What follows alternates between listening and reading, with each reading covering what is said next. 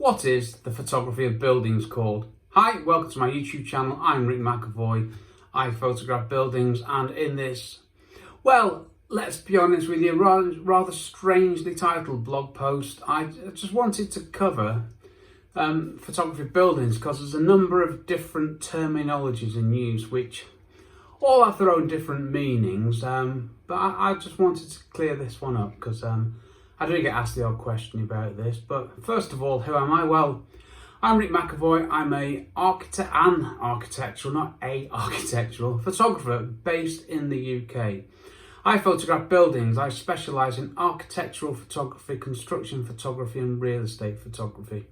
Now, I also do travel photography, and that's what I do. I'm also the creator and all things at the most excellent Photography Explained podcast. Check out the website photographyexplainedpodcast.com, where you will find lots and lots of good stuff about photography in general. So not only do I teach photography of buildings, I also do some other good stuff on photography in general. Excuse the green t-shirt, it's a bit bright, isn't it? But hey ho, it's a Friday when I'm recording this, so we have to live a little, don't we? So what are these? So what is the photography of buildings called? Well, there's a few different terms which I'll go through. You've got architectural photography, building photography, construction photography, drone photography, engineering photography, product photography, real estate photography, travel photography, I'll come on to that, and urban landscape photography. So, architectural photography. Now, this is generally the term that is used for building photography. Now, if you spend any amount of time looking into this, I have a different spin on what architectural photography is. Architectural photography for me is taking photographs of construction projects upon completion for architects, because that's the main work that I do, is photographing stuff for architects who are interested in the architecture in their work. So that for me is architectural photography. Of course, building photography is photographing buildings. Does this really matter? Possibly not, but there might be some things you hadn't thought of. So architecture is the design and construction of buildings, so you could say it covers the whole process anyway. So that's my take on it. Building photography is any type of photographing of buildings, any type at all. Now, construction photography, that's photographing construction sites. This is the other thing that I do and specialise in. Construction photography is definitely a specialism where you need specialist knowledge, experience, equipment and training.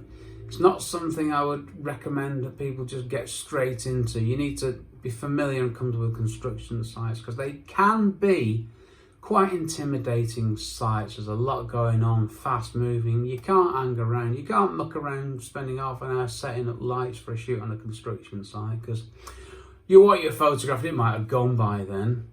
Next one I've got is drone photography, which I probably should have called aerial photography, but it's drone photography is I guess a more modern term for aerial photography. Obviously it's taking photographs by drones. One thing I want to say, sorry, I don't know why I picked up my coaster. If you're going to do this commercially, you need to be properly qualified, licensed and insured. Very, very important. You're not allowed just to go up, fly over a building, take some photographs and sell them. You're not allowed to do that anymore. I don't think you ever were, to be honest with you. Now, engineering photography, well, I'm actually going to add one in here called infrastructure. Engineering could be plant, equipment, or some engineering thing like, I don't know, the Thames Barrier. So you've got engineering photography. I'm probably going to chuck infrastructure in there because I like the sound of that and it gets me to the better number of 11. Product photography, photographing buildings, product photography. Really, Rick? Yes, really. Construction product photography. Every product that goes into a building is a product. Well, it is, isn't it? And every product needs marketing and needs to be sold. And to be marketed and sold, it needs photographs. So construction products being installed after they've been installed, that's a great area to explore. Okay, so real estate photography. there's two areas of real estate photography. You've got two broad areas. These are all broad things, don't forget. You've got residential and commercial. Residential, hats, houses, flats, that kind of thing. Commercial premises, anything else. And when we talk about real estate photography, I think the impulse, the instinct is just to think about houses for estate agents. But if you think logically about it, real estate photography of houses is for rent, lease or sale.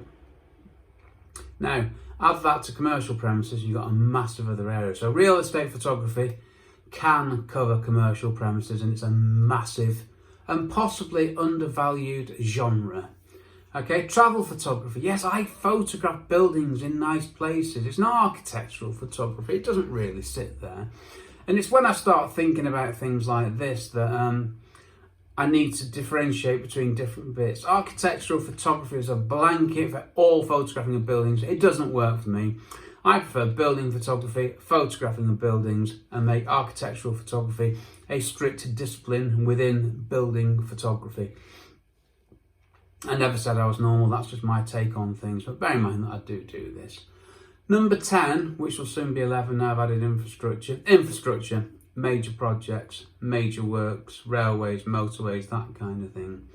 And with an emphasis on the construction side of it.